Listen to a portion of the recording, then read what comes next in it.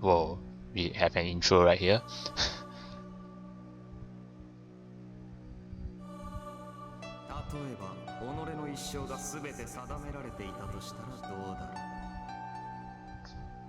My life had been decided by fate.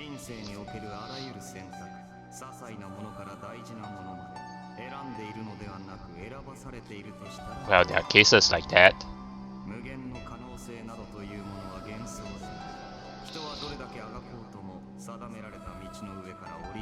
So everything's planned for him.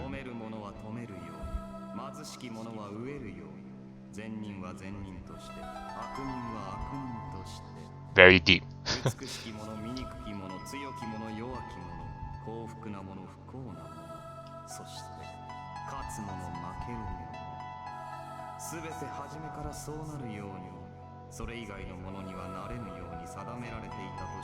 So I guess this is the moral of the story.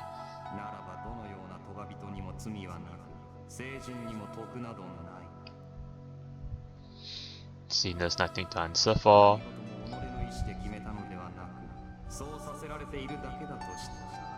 I think they're kind of repeating this, but okay.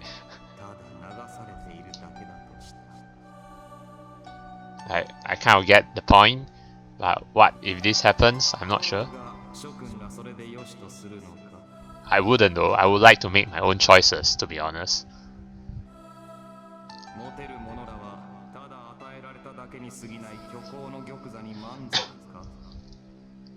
Japanese band to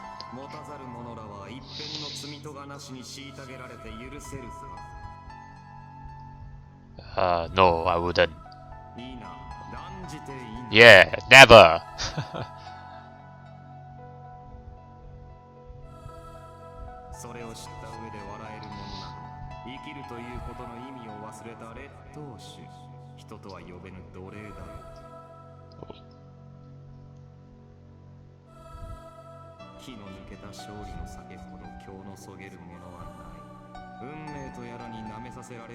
Unmod and bitter defeat against the chains of destiny.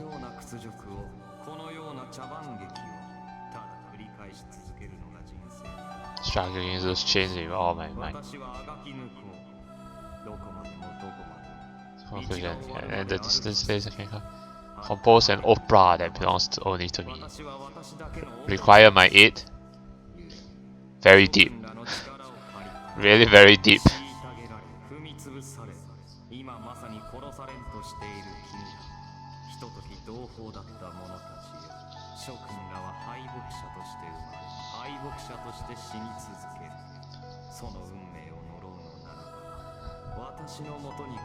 Come and stand my side.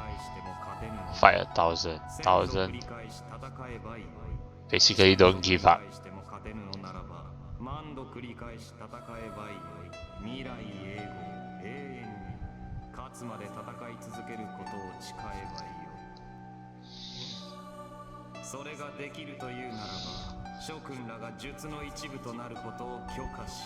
A part of the sorcery.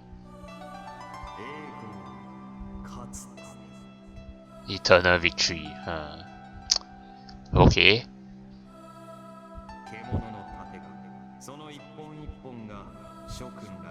From your main of the beast, you are blessed to be as such.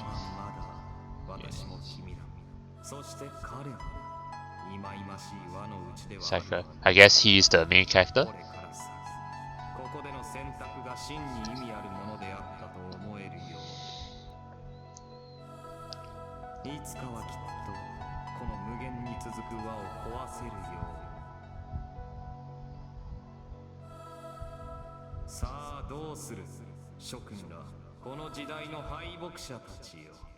Defeated souls of the present age. I wait your answer. Who's this guy talking? Maybe will you rise to battle or not? Maybe he's like he's god or something. I don't know. But there's a pretty deep introduction.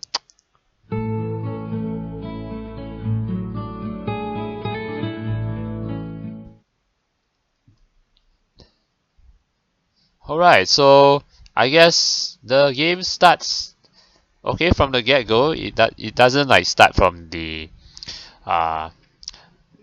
title screen. So okay. Anyway, welcome to the first episode of this playthrough of Dies Irae. Yes, this visual novel has just been released today, the 2nd of June, and I'm giving this visual novel a try. Actually, I'm pleasantly surprised that the common route is free to play. Yes, you heard me right. This visual novel is free to play for the common route. So, what is this visual novel basically about? Well, I don't really know much about this visual novel other than I only know some, in terms of the story, I know some gist of it. Like, this visual novel, it started, as you can see here, May 1st, 1945, Berlin, Germany. So, it has something to do with World War II. And then there's this group of secret forces that did some things, and after the World War II ended, they disappeared, and then many years passed, okay, come modern time, fast forward to modern time, and then fast forward to modern time, and then you have the main protagonist who gain some powers. Well, you can read all the synopsis on the Steam page, right, for Dies Irae, but most importantly, yes, the common route is free to play. So if you guys want to try out, yeah, go ahead, feel free to, because the common route is free to play, which is quite a pleasant surprise, like I said, because originally it was planned to be like split into two cores. So it's like the first core, so it's a split into two. The reason for that is so that it will be made affordable. But now I think they made it even more affordable by giving players the chance to play the common route for free, and then from there you want to play the specific routes. There are altogether 4 routes in this visual novel, Dies Irae, and it's split into 2, so there's 2 routes in one visual novel, and another 2 routes in, or rather 2 routes in one part and another 2 routes in one part, and each part costs about costs about $15 if I'm not mistaken. Yeah, $15. So, and it's currently on sale and discount. So, yeah, but I will probably buy that before the discount week is over. But yeah, so, and what I do know about this Irae, besides the story, is that it's a very popular visual novel. It has sold pretty well, and it's a highly received visual novel. I think it's notable for its deep story, and the music is stellar from what I've heard. Okay, from what I've listened to the background music, I mean the OST, on the YouTube videos. Yeah, some of the music are really nice, and this visual novel has won awards for the music itself. Okay, so yes, quite notable, and it has a pretty good story. So I can't wait to find out. Curious about this visual novel, and we're gonna be in for a long ride, because this visual novel is apparently pretty long, at least 50 hours long. So, let's see how this first episode is gonna go about, and so yeah, let's not waste any more time. Let's continue this visual novel. So we're currently at the prologue. May 1st, 1945, Berlin, Germany. I think this is the day when, because this is close to the end of World War II, right? Because 1945 is the year is the year World War II ended. So it's like around, this is close to the end. So let's see. Okay, 12:27 a.m.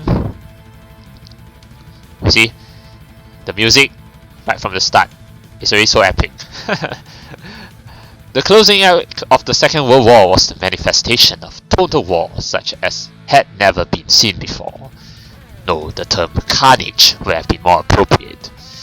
Outmanned in every way, Berlin stood in complete isolation, slipping towards the crevice of annihilation. Okay, so this is the time when Germany is on the brink of destruction, close to getting annihilated, as it said here. The nearly 500,000 troops marching under the banner of the Red Army had already surrounded the capital, making escape virtually impossible.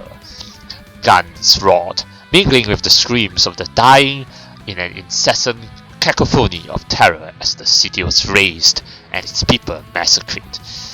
Bloodshed, carnage, all in order to eradicate the enemies of this world, be they young or old, men or women. Justice, revenge, love, peace, oppression, liberty, equality. The slogan one chose to attach to the horror made little difference. The chaos engulfing the bloody streets demonstrated quite readily the atrocities that would manifest when man was presented with a convenient higher cause to justify them with. Yes, for example, some explosion in this corner of the city. A blinding light flashed, followed by a roaring explosion. This latest bombardment sent even more soldiers, at least 3 whose silhouettes were still recognizably human, to their deaths, spreading their remains across the pavement.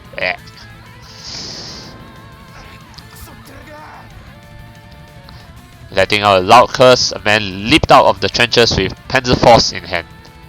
Wait. Let me just try to figure out something. How do I... Oh yeah, close this. Oh, this is like some gun. Okay. Protected by the covering fire of his allies' mazes, he dashed over into effective firing range. He rose to his knees, took aim, and pulled the trigger, firing a heat warhead. Wait, give me a sec first. Let me just take another look. What's heat? I don't think this heat, right? Or maybe it's HEAT, I don't know. The projectile shot forward, smashing right into the flank of a tank. Oh, its armor dissolved in accordance with the Newman effect, and the tank imploded in a torrent of liquefied matter and 1000-degree flames. Wow, that's really specific. The man tossed aside his Panzerfaust and, backed by comrades from behind, started cleaning up his remaining foes with his mortar. Such was war. He allowed no time for idle thoughts. Well, yeah, that reminds me, I would definitely love to see how this is going to get animated when the anime of this comes out in October. Yeah, in fall this year. So yeah, it will be interesting. Only slaughter, murder, and bloodshed. No man could keep his sanity in this hell, and so the perpetrators of this chaos howled and raged, never looking back, reveling in boundless insanity to keep their blood afire. Within this flaming wasteland of gunplay, soldiers single-mindedly continued their murderous dance as if it was some ungodly ritual. Of course, in reality, it was all but child's play. Soldiers against soldiers, rifles against pistols. No matter how fiercely they fought on this battlefield, the outcome of this war was already set in stone. The Third Reich had crumbled, the ambitions of its visionary leader lost in the flames of war. Yeah, Hitler along with it. What remained on the tattered battlefield was the shaken remnants of the defeated, and the mob of the victors, flocking like vultures to the smell of decaying flesh. Certain death, inescapable defeat. Any attempt to retaliate was merely a self-serving act of revenge, with no hope of salvation. The situation had surpassed anything that might elicit notions of despair, transforming into no more than an absurd comedy of sorts. And yet... yeah, we still continue to kill. His heart beat still. His hand gripped still. Oh, nice rhyme there. He would not stop so long as there were enemies to kill. Oh yeah. For it was his sworn duty, if there existed even one thing, anything at all, to justify this hellfire, be it sheer insanity, then that by itself would have been a blessing in disguise. Honor and glory debased and disgraced, worth less than pig shit, and yet human life remained her cheapest currency. Oh, that's some translation right there. Perfect. That was reality.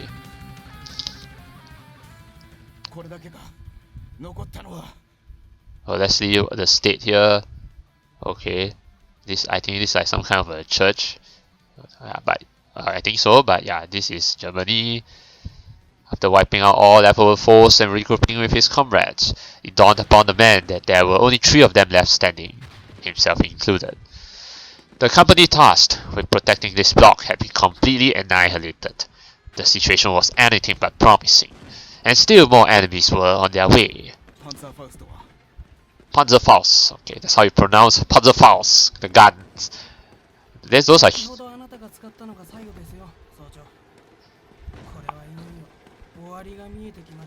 Oh, the war is lost. I think Panzer found something. It looks something like cannon. So it's like once you shoot it, that's it. You throw it away, discard it. The young man flashed a bitter smile as he handed over his Schmeiser to the other. What's a Schmeiser? I'm not sure. Need to check. The older man glared at him but offered no more in the way of reproach. The war is lost. Indeed, that was the bitter truth of it. Berlin had fallen. The company massacred, and the remaining 3 soon to join them.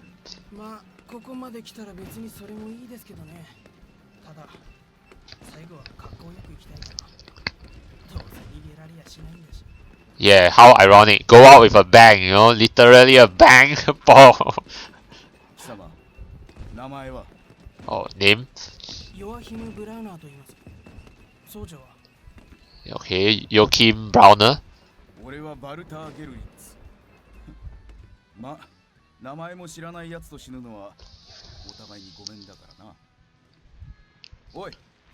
Oi. Oh yeah, that's the third person, right? This one is Walter Gerlitz. The Master Sergeant, Walter Gerlitz, directed his gaze at the final survivor of the company. A young boy who had thus far remained silent. No, I don't think this young boy is the main protagonist. At first I thought, no, I don't know why it occurred to my mind that the young boy would be the protagonist, but no, it cannot be, because the main protagonist is a teenager, and this is 1945. If this young boy is the protagonist, then he wouldn't be a teenager in modern time, right?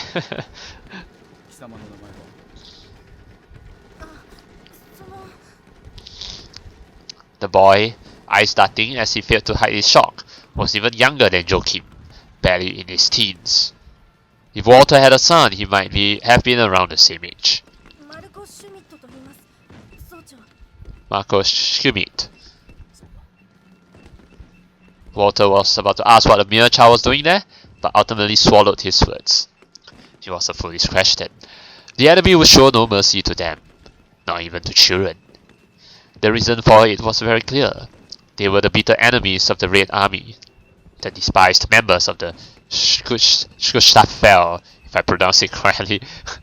Even if they were to surrender, the Soviets were doubtlessly uninterested in taking them as prisoners. As such, fighting until their last breath was the only option left to them. Walter was certain that Joachim was ready to give his life for the fatherland. The boy, on the other hand,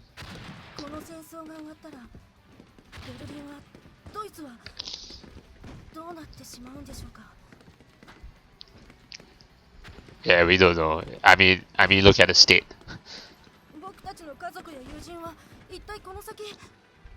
Yeah, it's hard to break the news. Wrong man.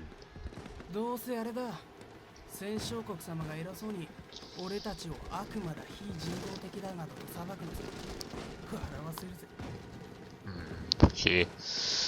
Joachim shed his disaffected act, the bitter tone in his voice making his true position on the situation clear.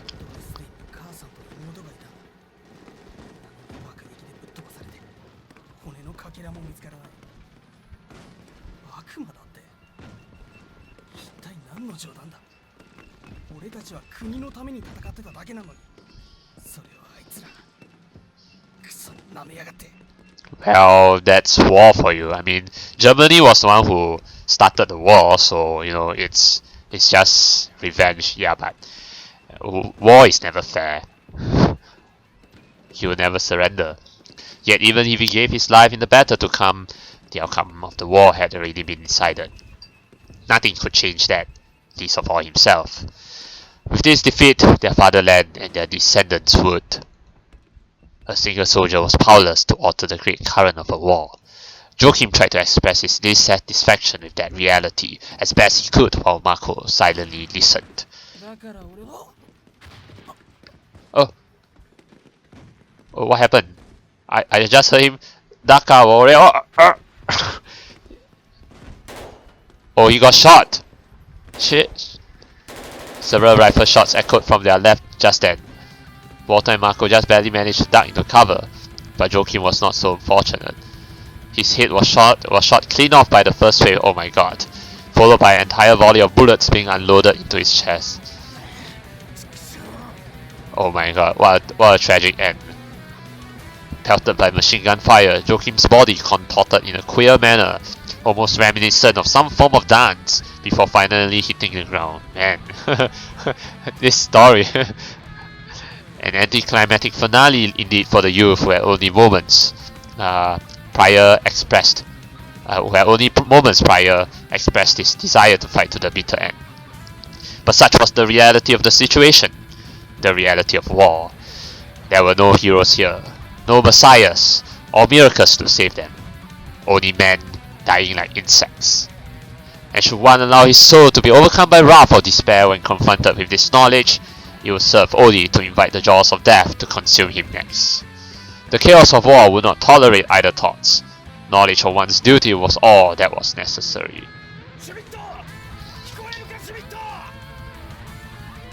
As Walter rode into the safety of a ruined building, he shouted the name of his lone surviving comrade with all the strength he could muster. But instead of words, another explosion. The sole reply he received was yet another flash, followed by a fiery explosion. Oh my god, the upper half of the young boy's body was flung at Walter's feet. Oh man, even the boy died. Damn it. Crap. The cramped alleyway was heavy with the stench of blood and scorched entrails. Walter powerlessly dropped to his knees into the vast sea of blood.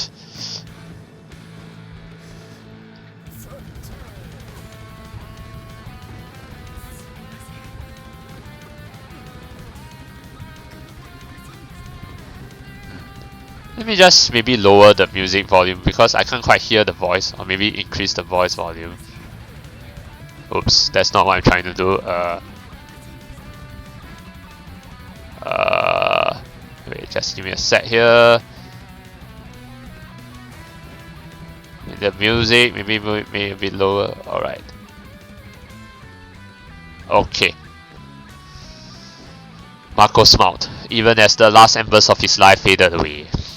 It was unbelievable someone could still form words in a state such as this. Walter took the boy's hand.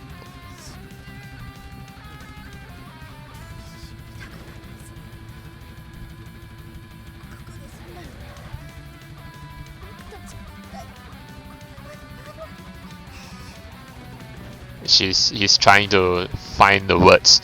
Okay, let me just don't mind. Just need to lower a bit more.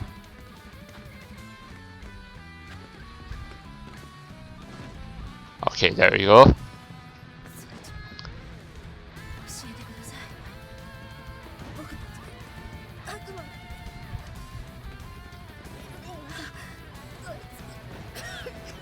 Oh no. Yeah, you mustn't talk, Schmidt. As the gunfire continued, a brand new tank rode onto the battlefield. Marco Schmidt was beyond help. Not even God could save him now. And so, Walter's rightful place now was on the battlefield, his hand clutching a gun and not the hand of a dying soldier. His ears lent not to the naive parting remarks of a boy, but straining to hear the bleeding of his enemy. He knew that better than anyone, and yet...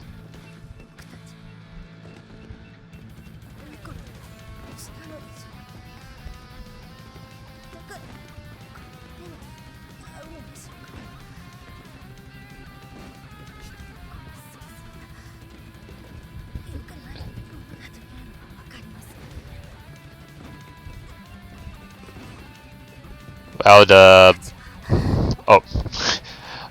the boy's voice was barely audible, but well, he's dying, so yeah. Joachim, Walter, and so many other German soldiers just like them had done nothing more than take up arms to protect their fatherland and loved ones. Was that truly a sin? Surrounded by the flames of the dying capital, the young boy spoke in mere disjointed fragments, voicing a question Walter himself would have loved to pose to the heavens above. Well, if you want to blame Hitler, he's the main cause of all this.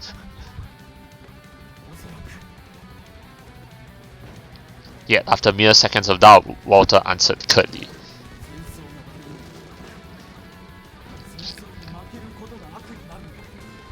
Wow, waging war is no sin, losing a war is. Such was the way of the world. A cruel, bitter truth. Walter found within himself a growing resentment for the lot.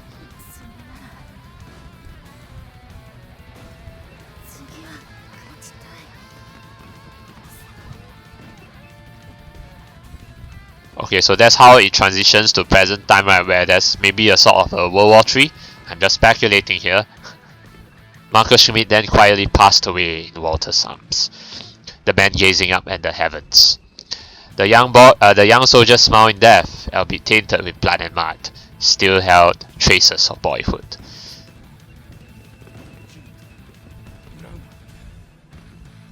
A bitter smile mirroring Marco's crept onto Walter's face.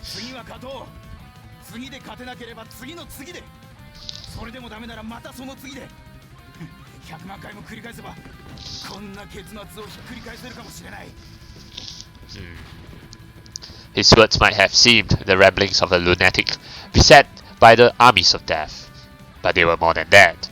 Walter cocked his skirmisher. Okay, a skirmisher is a gun. Confirmed he was loaded, then charged out of the ruined building into the open. Dies Irae!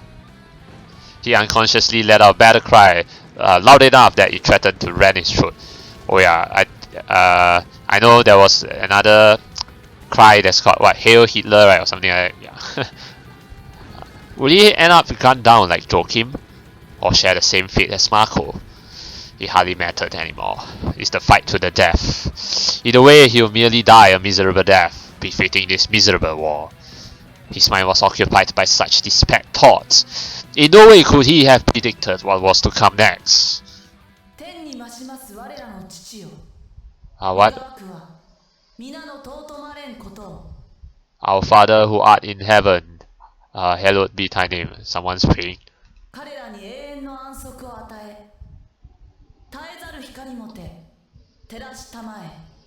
Wait, is this God? It was his soldier's intuition that drove Walter to reflexively take shelter. Oh, what the hell?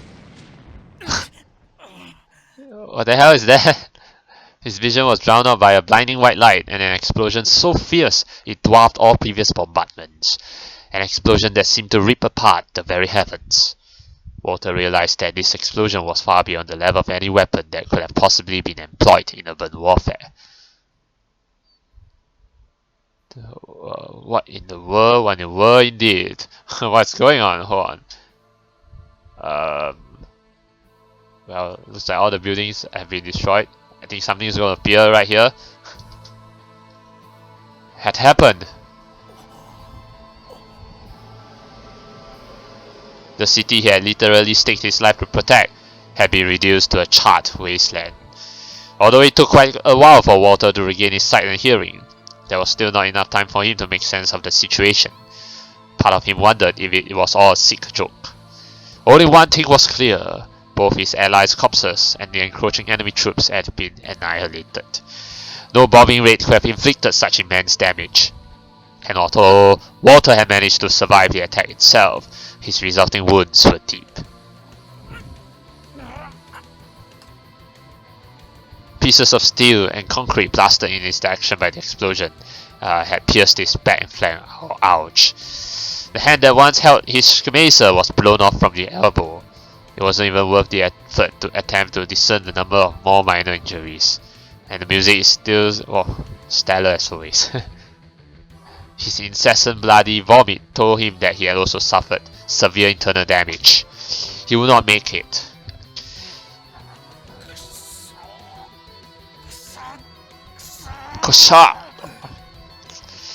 Walter swore blindly, no longer certain of the target of his indignation. Just then the voice from before rang out again. Hear my prayer, O Lord! What? To you all flesh shall come? Et te omnis caro veniet!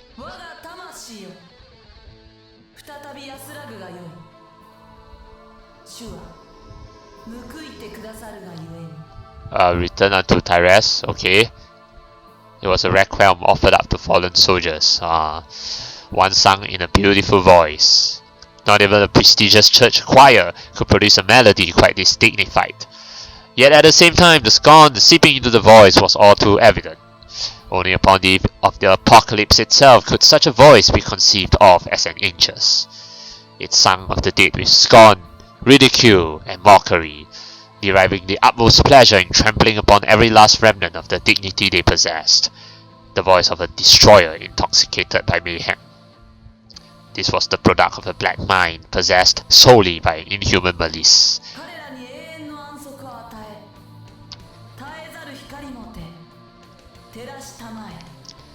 Okay, basically all this play is saying, rest in peace. And so, stepping onto the vast expanse of debris, the destroyer appeared, that demonic requiem as it sleeps. Alright, here we go.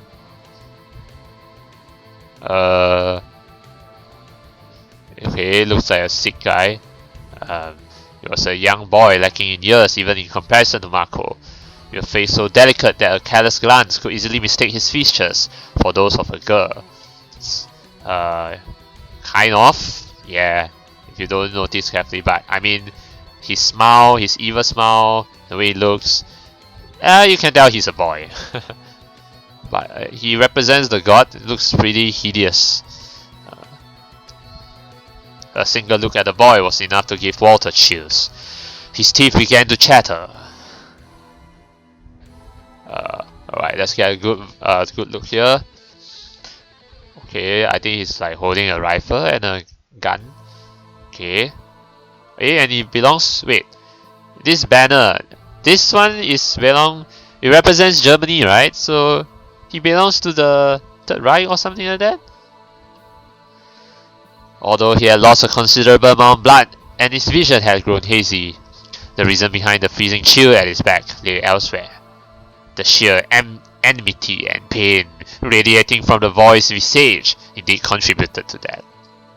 But to Walter, the most dreadful thing that was the fact that he knew his dead face. There lived no man who had fought on the Eastern Front and knew not of this boy. A beast possessed by an insatiable hunger, his aberrant mind ruled by inhuman madness. His single eye gleamed, silver-locked swaying. He gripped a pair of guns, each engraved with a wolf's angel, the rune of the wolf. There was no doubt, it was a face Walter could never forget. The face of a boy who had supposedly died 3 years ago. Major Straver? Okay, Major? Wait, Major? This a boy? Major? Okay. Eastern Front Assault Corps, Special Unit Leader, SS Major Wolfgang Schreiber. An unchained beast that slaughtered both friend and foe. Okay, so it's on its own. It doesn't matter who is, who the opposing, the people that face him are, friend or foe, just kill. The Ashen Demon that has supposedly met his end during a purge. How could he be standing here?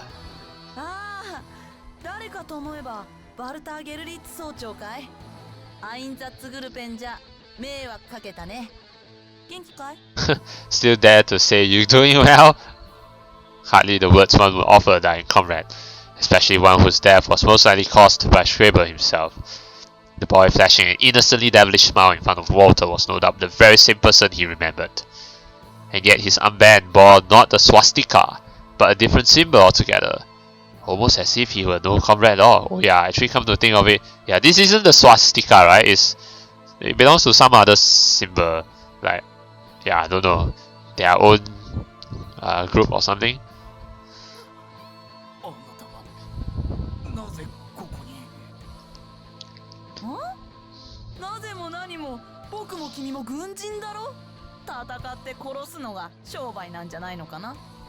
Murder our currency. The boy playfully surveyed the landscape. It was proof enough of his statement, and what followed was nothing short of unnatural. Something akin to opaque vapor erupted in their vicinity, like a fog or haze. At the same time, Walter's senses were assaulted by a dreadful moaning. These were the cursed cries of the fallen, fated to suffer and lament until the very end of time. What the heck? This is damn creepy. The spirits, all the spirits of the fallen. Yeek. This endless chorus of lamentation caused even the seething air of the battlefield to cool. These were the spirits of the dead. Walter felt like he could almost make out the faces of Marco and Joachim among the swirling mass, as well as the destination towards which they were spiraling. Mass, I mean. Straight into Schreiber's Totenkopf eye patch. The hell? Wait, so this boy is like sucking the space into his eye patch to gain power or something like that? He was devouring the very souls of those he had slain. Confronted with such a repulsive, unworthy spectacle, Walter could not determine whether he should give himself over to rage or simply weep. He longed for the repose of insanity. Oh.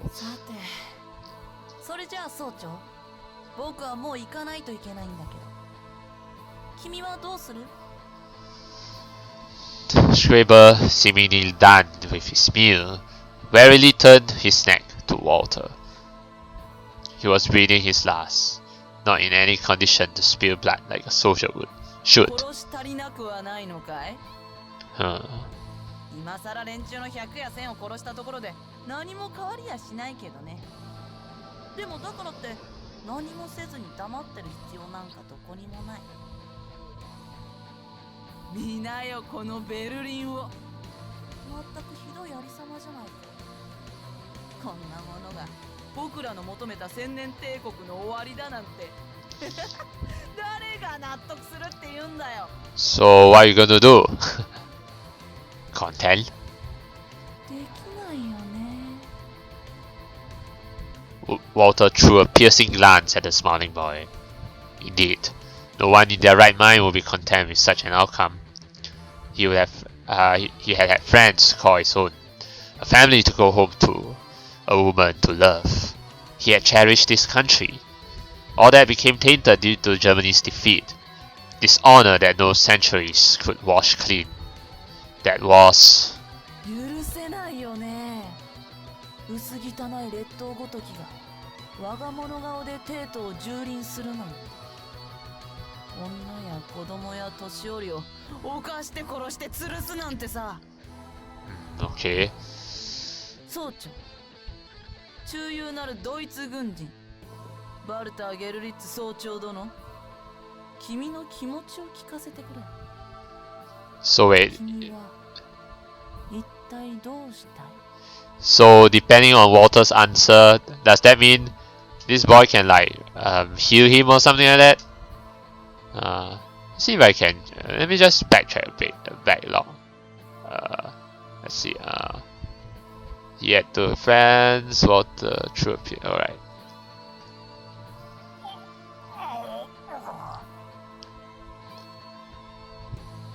The amount of blood leaking forth from Walter's mouth made speech difficult, but his feelings were sad. Joachim, who vowed to fight till the bitter end. Marco, who wished for victory. Their feelings, as well as his own. The boy standing before him was unmistakably from the foe of the devil, but such things mattered little at this point. What he wanted was...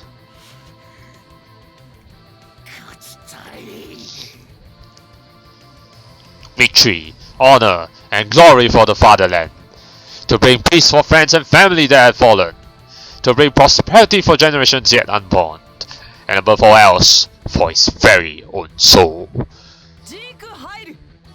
そうさ総長、素晴らしいよその息だ。君のような勇者にこそあの方の血肉となる資格がある。What, becoming God's flesh and blood? Okay.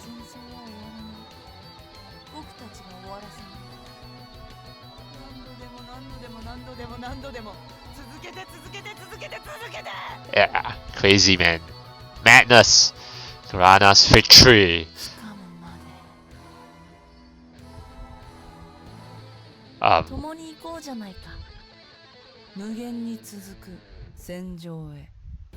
Till victory is in our hands. We shall claim victory in the next war, if not the one after that. Hundreds and thousands of millions of battles repeating over and over again till this outcome can finally be toppled. Schreiber thrust his morsel in Walter's direction as the last light of the man's soul began to fade.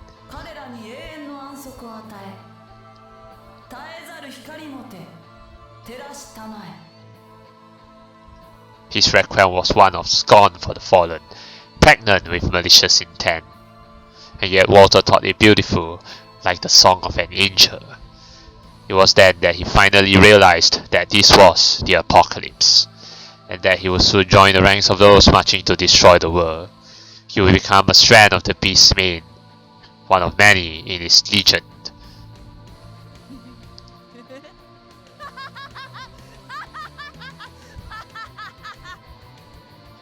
The boy gazed to the heavens and offered up a splitting cackle, his silver hair dancing. The soul of Walter Gerlitz was sucked into the boy's blood-crazed eye and vanished. At the same time, in another place, a new nightmare was unfolding. What the... An entire battalion of at least a dozen tanks had failed to bring down a single man. No, an entire battalion of tanks was being destroyed by a single man. In the center of the supernatural maelstrom stood a somber specimen of a man, darker than the blackest of nights. Another one from the... This I think, what I was saying about the secret forces, this is another member. Okay. I don't know who they are though. Beneath his neatly worn uniform stretched a body of steel tainted to the utmost limit. A perfect fusion of the sort of artistry found in the great sculptures of antiquity and raw martial prowess. The man wielded nothing, not even a short blade. One strike of his hand is enough to kill! He fought with his fists alone. My god, see, his fists alone have powers. But they were all that he needed to sunder the armor of a tank, as if it were nothing more than scrap paper. Needless to say, no mere man could hope to imitate this display. Yeah, he's a monster. Indeed, he was a monster. Or if not, a weapon taking form, human form. A fortress upon the battlefield. Either way, the Soviet forces were dealing with an inhuman soldier, a being exceeding human boundaries. No use. Furthermore, the towering beast of a man had yet to so much as attempt to evade any of the artillery fire being leveled upon him. Even after being pelted by countless bullets and tank shells, his body remained unscarred. However, that was only natural. For everyone knew this man, this strength, and his name. Knew that he was a hero who had died a year before. Another one of those people who had died. So that means this group of people, right, are people who had actually died beforehand, died in the war, but then were somehow resurrected by someone behind the scenes, and then that's why forming this outcast group, yeah, that will return later in modern time, right? So I wonder what's their goal, you know, yeah, what's their motive and all that. And what was dead could not be killed. Yeah, true. You can't kill, well, you can't literally kill a zombie, but you can stop it, like cutting off the head if you can. Okay. The man let out a deep breath. His overflowing will melted the surrounding rubber into toxic waste, blasting it afar with a gust of burning wind. His tightened muscles expanded to the extremes, as if longing for release. A hammer of steel. There existed nothing in this universe that could withstand the blow he was preparing to unleash. The energy scattered in his fists gave birth to reflection, causing the very visage of the man to distort. But as the man finished swelling up with energy and was about to unleash destruction,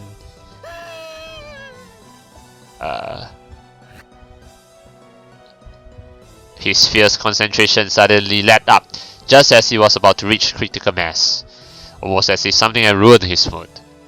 Perhaps he thought the panicking soldiers, having lost their morale, were not even worth killing. Oh yeah. Let's take a good look, alright. Then, had those soldiers miraculously escaped the jaws of death? Of course not.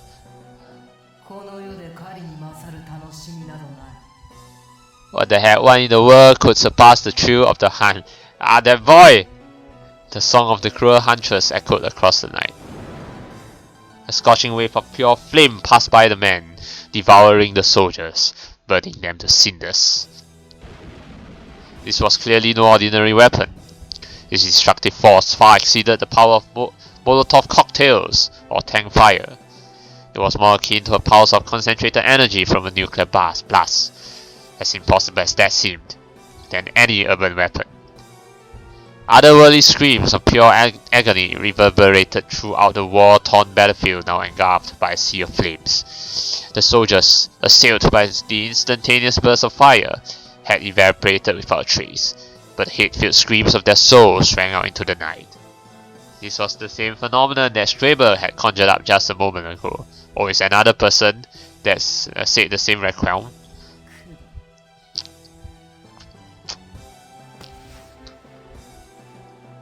Oh, we have the third member here. Alright. Okay.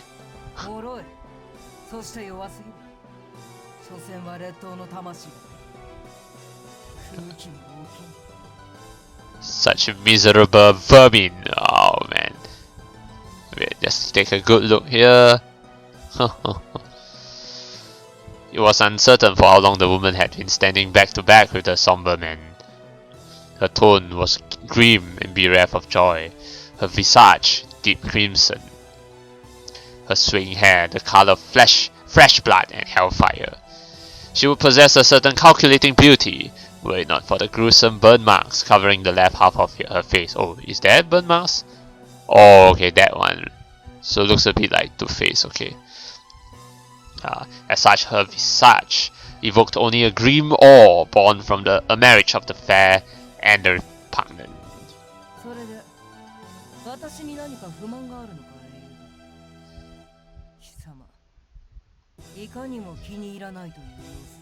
Do not look pleased. Well, he got bored. Gracefully letting forth a puff of cigar smoke, the woman posed a question to the man at her back. Is she smoking? Oh, okay. No answer came.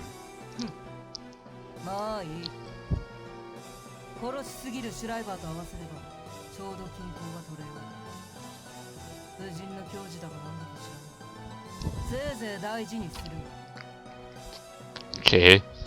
ここは奴らにうまく攻め落としてもらう必要がある。故に殺しすぎるのも殺さなさすぎるのも等しく罪だということを自覚しているなら何も言わん。それとも一度タガが外れれば皆殺しにしてしまいかねないから抑えている。である。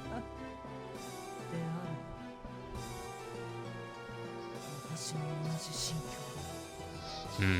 Okay, so she said something about the Soviets. So this group of people belong to the Soviets? No one could be blamed for mistaking the Crimson Woman's words for those of a lunatic. Yeah. No sane person would speak as if they were capable of destroying the entire Red Army surrounding Berlin on a whim. Oh no, wait, they are not. Okay, they are not part of the Soviets. More like they're part of Germany. But then they're saying things like as if they could destroy the Soviets, the Red Army. Oh, the Führer has passed. Yeah, Hitler has died. Irae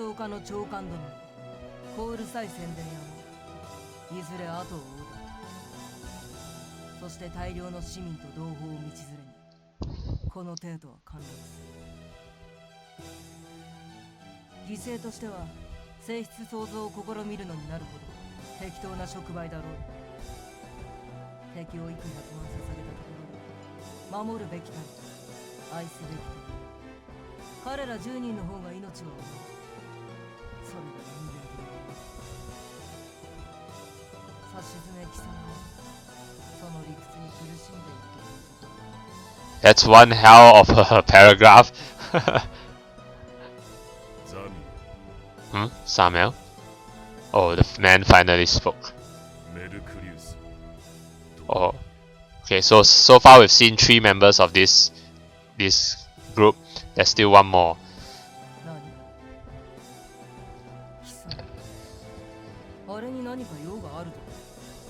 Could be Mercurius, I think. Silence again. The man failed to answer. The woman narrowed her eyes, her gaze heavy with suspicion, before letting loose an exasperated sigh. ちすぎる男というのも考えものだが、まさかあれと戦おうなど考えているわけ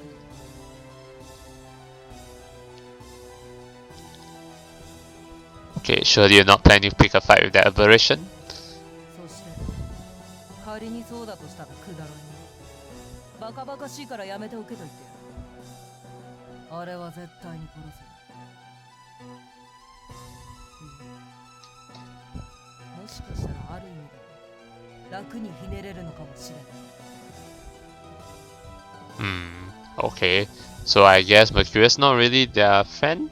いずれにせよ、あれは我々の上官であり、狩猟殿の盟友だ。貴様が範囲を持つというのが、はっきり言って捨ておける。Okay, so he is part of this group. Yeah, but it's like this guy wants to kill Mercurius or something like that.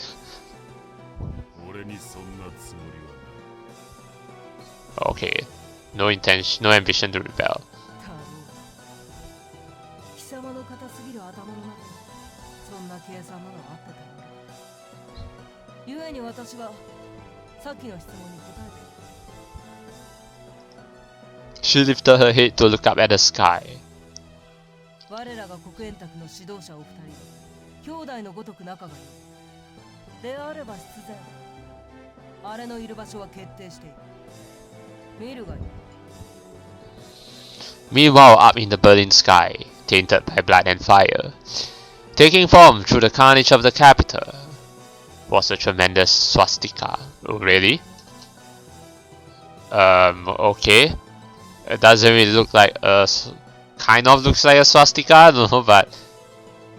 A man stood atop the towering spire in its center.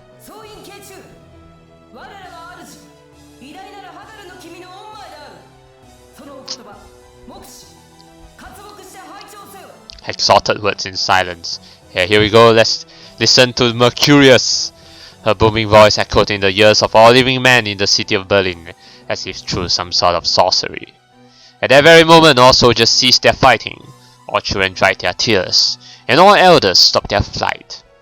Each and every soul in the city gazed up to the sky as if possessed.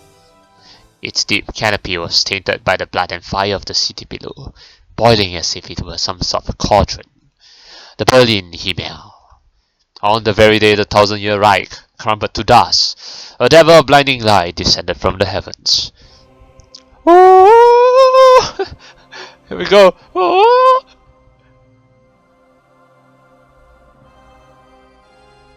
The superior, and then there's another one. This girl. His locks like a floating mane, golden in color. Let's take a good look here.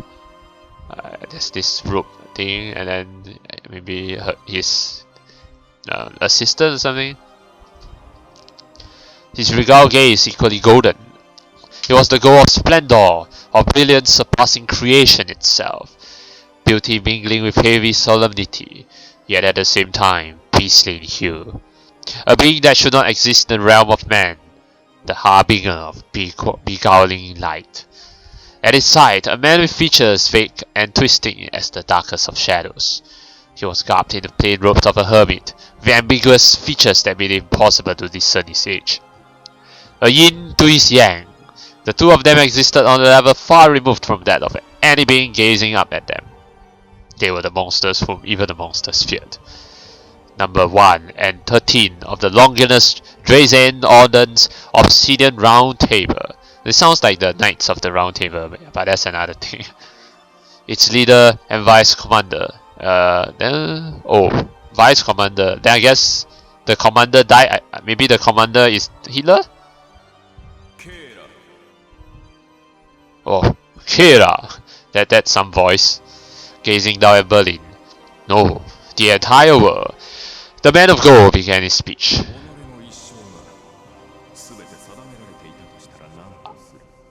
So you're the one who spoke that line from the very beginning? What if I told you that your entire life had been decided by fate? Okay.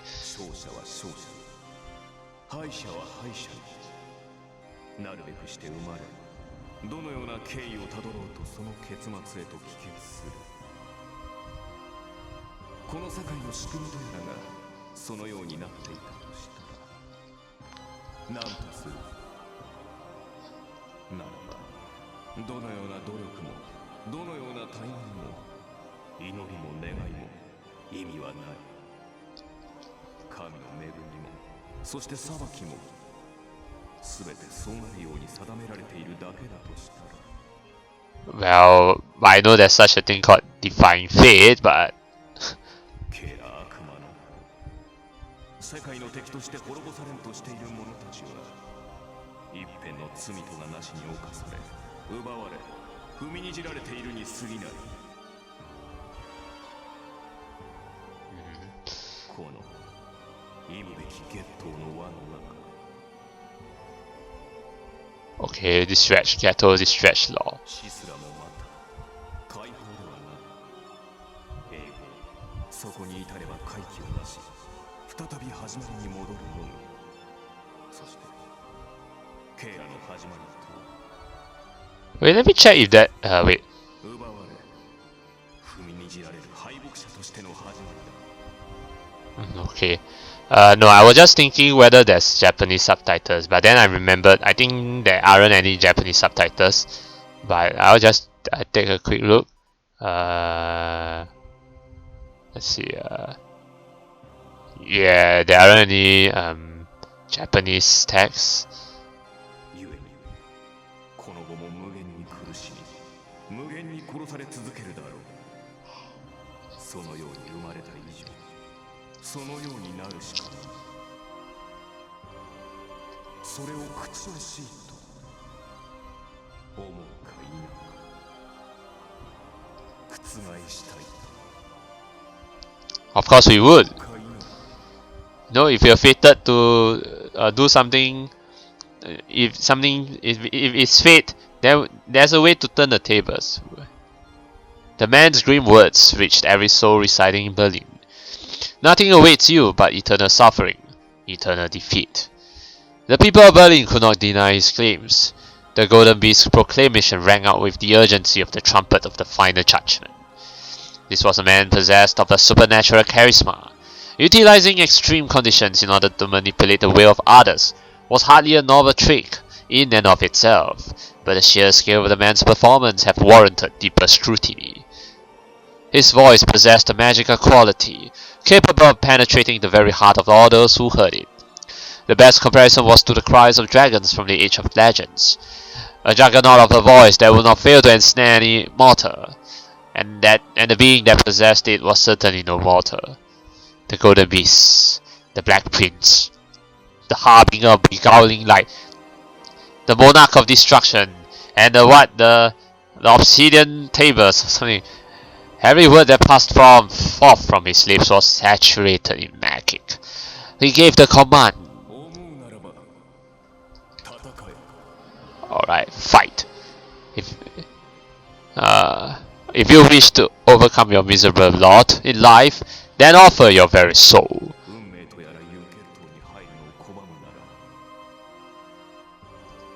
If you long to wash away the stigma of the defeated, take the pen and sign the pact with blood. It was the temptation of the devil himself. The Golden Monarch looked down upon the lesser beings crawling upon the earth and posed a question to them.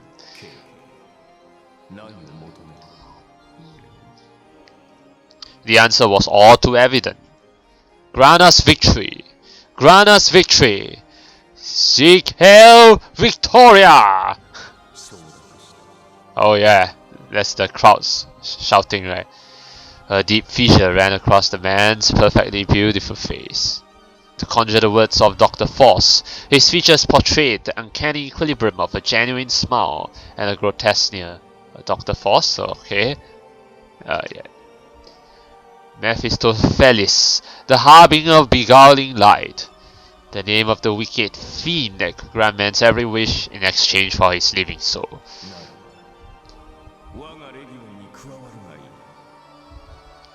Enlist in his legion. Okay. The moment those ponderous words left his lips, the unthinkable happened. All men with guns in hand took them to their mouths. What? All those wielding blades thrust them deep into their own chests.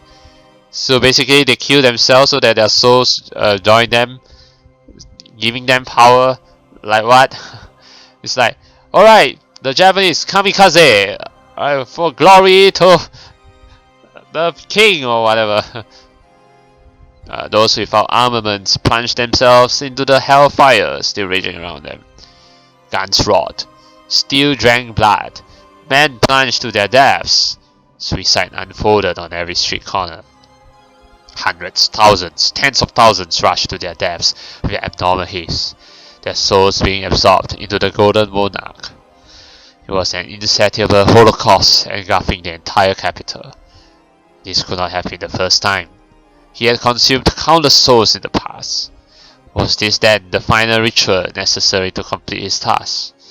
A grand sacrificial altar, stained by the blood of soldiers and countrymen who had looked up to him as a savior, begging for salvation. In all its grimness, all its cruelty, all its terror, it was beautiful. まさに悲劇。あなたを慕い、あなたが守るべき者たちがあなたのせいで死んでいる。あなたはそれを嘆き、喜び、自らの力へと変えるだろう。 This is pure madness, I tell you. Pure madness.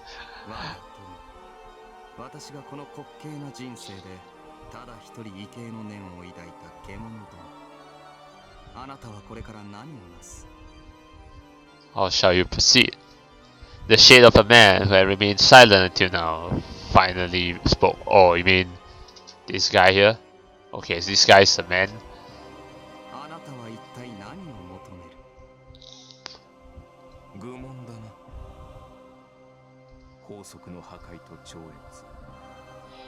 私に道を示したのは K だ。もっとも他に個人的興味がないでもない。それは一体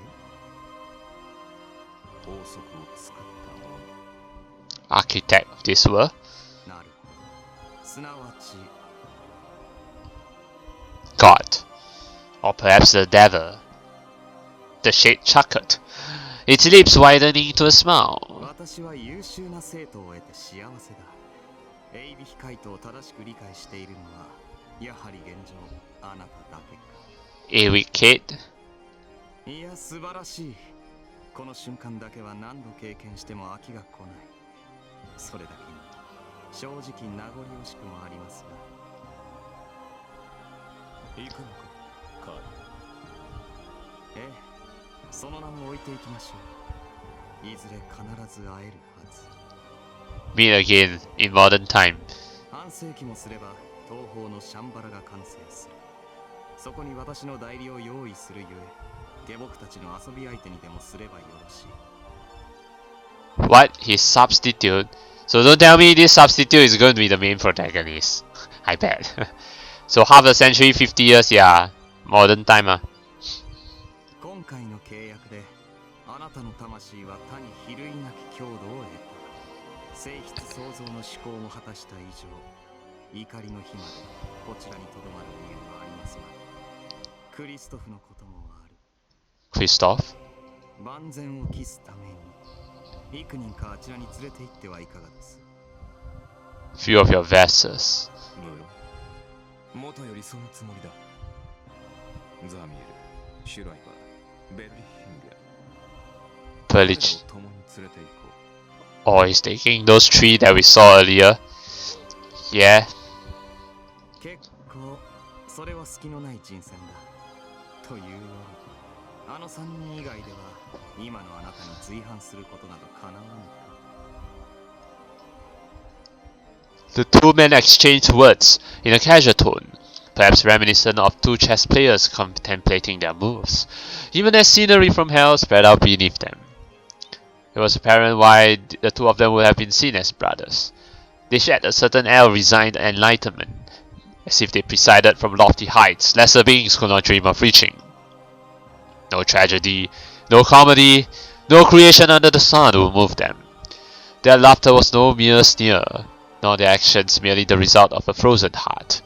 Rather, they were worn down by time itself, imbued with the uncanny aura of an ancient sage. Gazing up at the two of them were roughly 10 others in military uniform. standing completely unscarred within the decaying capital of agony that was Berlin. They were the fangs and claws of their golden master, and among them the three mentioned earlier surpassed even the rest. The Crimson Woman had tears of joy trickling down her face.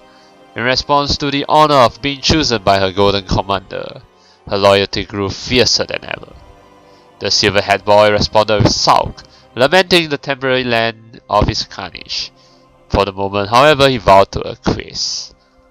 The somber giant stood silent, seemingly oblivious to all but the shade he fixed his gaze upon. Worry not, your wish shall be granted soon enough. I would appreciate it if you would not glare at me quite so forcefully. The spectre of the man grinned, amused by the giant's electrifying gaze, before turning his attention to his golden brother once more. Oh wait. I mean this line wasn't voiced, but it's spoken by the shade, this guy. ではまたいずれ獣殿再び我らがまみえる時こそ互いの目的が成就すると祈りましょう。 Mutual success. いいな。成就させると誓うのだ。傍観するだけでは何もつかない。K の悪い癖だ。Cow. Okay, so this guy's name is Cow. 確かに。であればここに誓いましょうか。 Verily. The Totenkopf Empire that had waged war against the world had finally met its end. Oh, okay. Whether it be true or not, it is an oft-repeated anecdote that Nazi Germany, in possession of some of the world's most advanced technology during this time period, had dabbled in obscene rituals behind the scenes in the pursuit of the secrets of black magic. Oh, okay.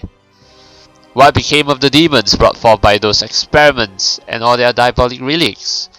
Their whereabouts will remain unknown, assuming they ever truly existed to begin with. Well, they'll come back in modern time. Alright.